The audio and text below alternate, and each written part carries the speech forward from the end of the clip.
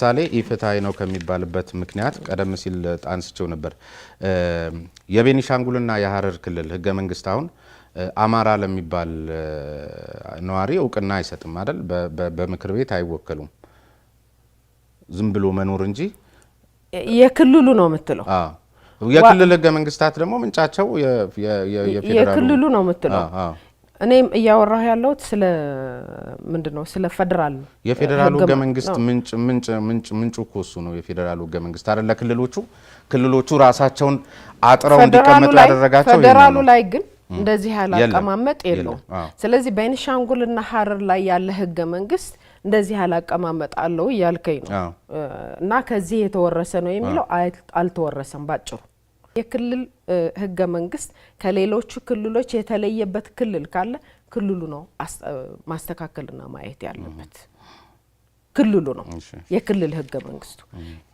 እየተነሳ ያለው በጣም ብዙ ጊዜ የሚነቀፈው ግን የትኛው አንቀጽ ላይ ነው ኢፍትሃዊ የሆነው ፌደራል ህገ መንግስቱ ላይ ነው ህገ መንግስቱ ኢፍትሃዊ ማለት ህገ መንግስት በነገራችን ላይ በህገ መንግስት ሂደት ውስጥ በቀደም እዚህ አንድ የጋበዝኳቸው አንድ እንግዳ ዶክተር አረጋዊ በሬ ምንድነው ያሉት ብዙዎቹም እዚህ መጋብዛቸው ህገ መንግስት ሲባል ብዙ ጊዜ ሰው ዶክመንቱ ላይ ነው የሚጨቃጨቀው በዋናነት አንድ ህገ መንግስት ግን ህገ መንግስት የሚያሰኘው ሂደቱ ነው ያቀራረጽ ሂደቱ ነው የተሳትፎ ሂደቱ ነው ስለዚህ ህወሓት ራሱ ያዋቀራቸው አካላት የጻፉት ያረቀቁት ያጸደቁት ራሱ ሰብስቦ የሚል ነገር እሳቸውም ሲያነሱልኝ ነበርና በዛ መልኩ ማንሳቴ ነው አንዱ መረጃ የአማራ ክልል ያገለለ አልነበረም ህገ መንግስቱ እስቲ ማሳያ ይጥቅስ ማሳያ ዶክመንቶቹን ማምጣት ነው ህገ መንግስቱ ውይይቶች ለምሳሌ ላይ ከዶክመንቶቹ ላይ አንዱ እሺ ህገ መንግስቱ ውይይቶች ላይ የተሳተፈው የአማራ ክልል ተወካይ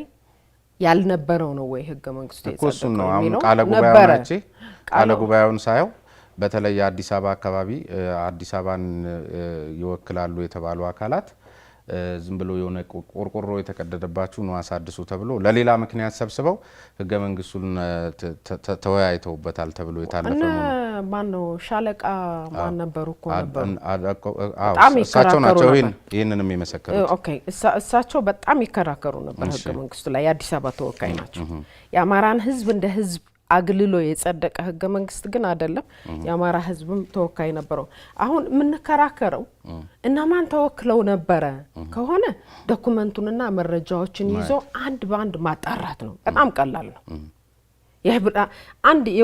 አንድ የህብረተሰብ ክፍል በጣም ከፍተኛ ሰፊ ክልል አግልሎ ህገ መንግስቱ ጸድቋል ከሆነ ክርክራችን ፍጹም ስህተት ነው ፍጹም ጸረ ዲሞክራቲክ ነው ከሆነ በመረጃ ግን በመረጃ ነው ልቀስ ቆይ በመረጃ ነው ፍጹም እውነት አለመሆኑን ደግሞ አንድ አያይዘው እንዲመልሱልኝ ነው አስተዋውሶታለሁ አይረሱም ፍጹም እውነት እንዳልሆነ ደግሞ አንድ ደሞ ከአማራ ክልል አንድ አመራር ጋር ደግሞ እንደዚሁ ቃለ መለልስ አደርግ ለምሳሌ እሺ የአማራ ተወከለ ተብሎ እንዴ አሁን ሻለቃ አርማሴ ያሏቸው ሰውኮ ይሄ ያንዳንዱን አንቀጽ እንዲሆን የፈለጉት አካላት ዶሚኔት አድርገው ለምሳሌ 100 እጅ ወጥቶ ከተወራ በኋላ ነው አንድ ያ ተወከለ የተባለው አካል እንደጠብታ እድሉ የሚሰጠውና በተጽኖ የተሞላና የጥቂት ግለሰቦችን ፍላጎት ሊያሟላ በሚችል መልክ በተጽኖ ስር የወደቀ ውይይትም ከተባለ ነው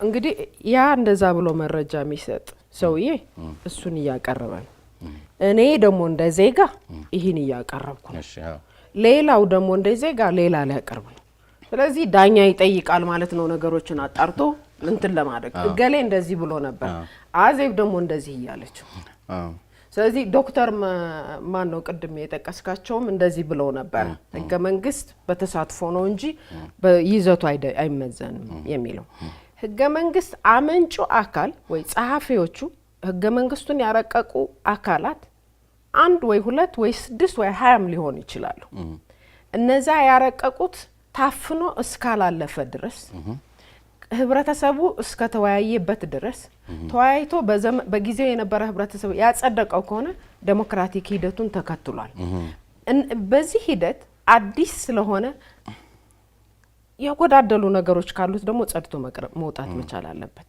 መለያየት ግን አለባቸው ነው ማለት አሁን ልዩነቱ የሚያንጫጫው የህገ መንግስቱ ያረቃቀቅ ሂደት ጉድለት ነበረው ከሆነ መተን በስተት ህገ መንግስቱ አንቀጾቹ የተሟሉ ናቸው ማለት ነው።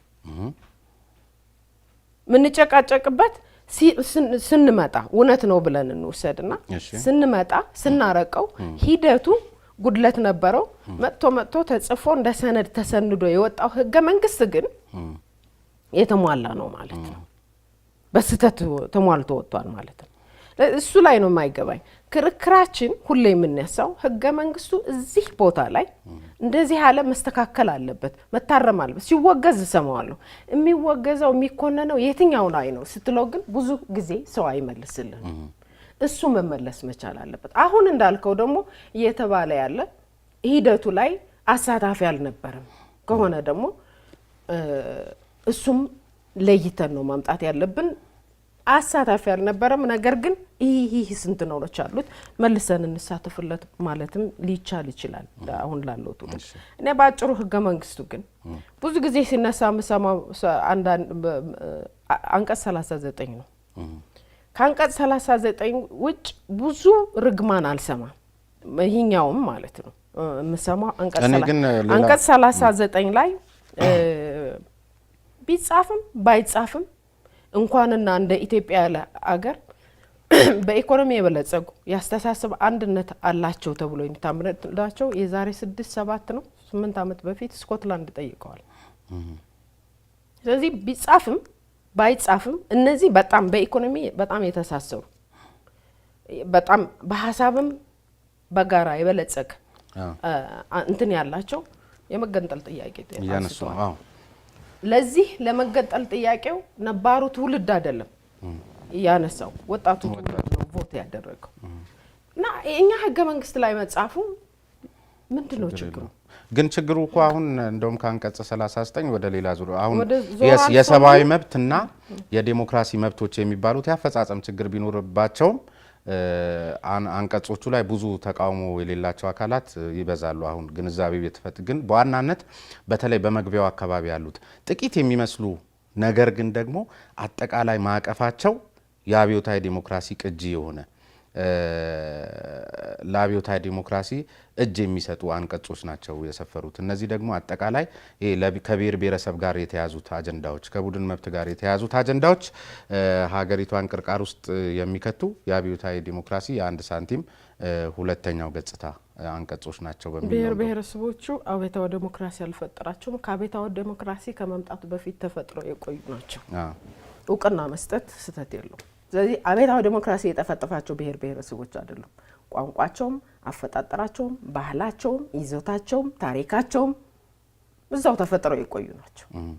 እውቅና መስጠቱ ስህተት የለውም አሉ ማለት እውቅና ብቻ መስጠት እና የአብዮታዊ ዲሞክራሲ ግልባጭ ነው የሚለው ስህተት ነው ልልህ ፈልጌ ነው። የአብዮታዊ ዲሞክራሲ ግልባጭ አይደለም፣ የብሔር ብሔረሰቦቹ ነጸብራቅ ነው እንጂ እሱ ግልባጭ አይደለም። ለምሳሌ ልንገሩትን የአብዮታዊ ዲሞክራሲ ግልባጭ ለመሆኑ ብሔር ብሔረሰቦች ራሳቸውን በራሳቸው የማስተዳደር መብት የሚሰጥ ህገ መንግስት ነው ያለን። በምክር ቤት የሚወከሉበት፣ ድምጻቸውን የሚያሰሙበት የመሳሰሉት ብዙ ነገሮችን እድል እዛ ጋር ይሰጣቸዋል። በዚህ መልኩ ደግሞ ዴሞክራሲያዊ ማዕከላዊነት የሚባል ነገር አለ። ዴሞክራሲያዊ ማዕከላዊነት ደግሞ ስልጣኑን ከምክር ቤት ወስዶ ለስራ አስፈጻሚ ከስራ አስፈጻሚው ከኢህአዴግ ምክር ቤት ወይም ደግሞ ከምንድነው ከማዕከላዊ ኮሚቴ በታች ስልጣን ያለው ስራ አስፈጻሚ ከማዕከላዊ ኮሚቴ ነጥቆ ምናልባትም እንደውም በብዙ መገለጫው የዲሞክራሲያዊ ማዕከላዊነት እርሶ በነበሩበት ግምገማና ብዙ ሂሶች ሲሰጡበት በነበረው ግምገማ ላይ በአግባቡ የተንጸባረቀ እርሶም ሀሳቡን የገለጹበትና ስልጣን በአግባቡ በተዋረድ የማይሄድበት ተጠላልፎ መጥቶ እየጠበበ አንድ ሰው ጋር እንዲደርስ የሚያደርግ አሰራርና ራሱን በራሱ የበላ አይነት አስተሳሰብ ነው የሚባል እኔ ያልኳቸውን ከሌላ ጋር ህገ መንግስቱ ላይ እንምጣና ወደዛ በኋላ እመጣልሃለሁ። ህገ መንግስቱ ላይ የተቀመጡት ለብሔር ብሔረሰቦች መብት የሰጠ ነው የመጀመሪያ የጠቀስከው። አዎ እውቅና የሰጠ ነው። አዎ ፓወር አንድ ማዕከል ላይ ከሚሰበሰብ በራሳቸው በስልጣን እንዲኖራቸው ያደረገ ነው። ለኔ ሳየው ደግሞ በጣም ሰፊ ዴሞክራሲያዊ እድል የሰጠና የስልጣን ክፍፍሉን በጣም ያሰፋ ብዬ ነው የምወስደው። በዚህ ይጠመኛል፣ እኔ በጣም ይመቸኛል። አንድ ቦታ ላይ ስልጣን ከሚጠቃለል ስልጣኑ በተዋረድ እንደሚሄድ ይፈቅዳል። ልክ ነው። አዎ እሱን ግን አብዮታዊ ዲሞክራሲ ወረሰበታ። ምን ማለት ነው አብዮታዊ ዲሞክራሲ? ያጠባዋል። በዲሞክራሲያዊ ማዕከላዊነት ሽባ ያደርገዋል። ያን በየቦታው የእውነት ራሳቸውን ሲያስተዳድሩ ነበር። በቃ እሱን ልምጣል ወደ ግምገማ ካመጣው አሁን ችግሩ እሱ ላይ ነው የሚምታተው። ያ ነገር ከወሰድ ነው እንዳለ በግምገማ ላይ እየጠበበብን ነው ከሆነ የግምገማውን ስርዓት ማሻሻል ነው። ስለዚህ ህገ መንግስቱ ላይ ያለ ችግር አይደለም ችግሩ ማለት ነው። ችግሩ ህገ መንግስቱ ስልጣን ስለሰጣቸው ወይ እውቅና ስለሰጣቸው የተፈጠረ ችግር አይደለም ይሄ አይደለም። እሺ ውድ ተመልካቾቻችን ከወይዘሮ አዜብ መስፍን የቀድሞ ቀዳማዊ እመቤት ወይዘሮ አዜብ መስፍን ጋር ያደረኩት ቆይታ የዛሬው የመጀመሪያ ክፍል ነው። ሳምንት ስንገናኝ ደግሞ ኢህአዴግ ሲመራበት የነበረውን አብዮታዊ ዲሞክራሲ ከሚወክሱባቸው ማሳያና ምክንያቶች መካከል አንዱ ወዳጅና ጠላት አለው፣ ልማታዊ ባለሀብትና ጸረ ልማት ሲልም የሚከፋፍል ነው። የመይቴክን ያልመራውን ለመይቴክ ልመለስ አልችልም። ህወሓት ህገ መንግስታዊ ስርዓቱን የመጠበቅና የማዳን የሚል መድረክ ሲጠራ እንደምታው የፌዴራሉ መንግስት ወይም ደግሞ ሶስቱ እህት ድርጅቶችና ሌሎች አጋር ፓርቲዎች ህገ መንግስታዊ ስርዓቱን በመናድ ሂደት ላይ ናቸው እንደማለት ነው የሚል እንደምታ ሰጠው። ልክ አይደሉም የሚል አለ፣ ልክ ናቸው የሚል አለ። የርሶ ተጣብቆ ዝም ብሎ ገብቶ የነበረ እንጂ በሐሳብ አንድነት ፈጥሮ ስላልገባ አንዱ አብዮታዊ ዲሞክራሲ ይቀበላል ብሎ ይገባ፣ ሌላው አብዮታዊ ዲሞክራሲ ከዛሬ ጀምሮ አልቀበልም ያለ ነው። አንድ ላይ የኢህአዴግ ጉባኤ የተሰየመበት እዚሁ ከባል መኖርና መሞት ጋር መያያዝ አለበት ወይ? በተለይ እንደርሶ በትግል የቆየ እንደርሶ ያለ ሰው ደግሞ በደረሰበት ሀዘን ሳቢያ የህዝብን አመራር የህዝብን አደራ መተው ፖለቲካዊ ብስለትን አያሳይም? ፌደራል ፓርላማው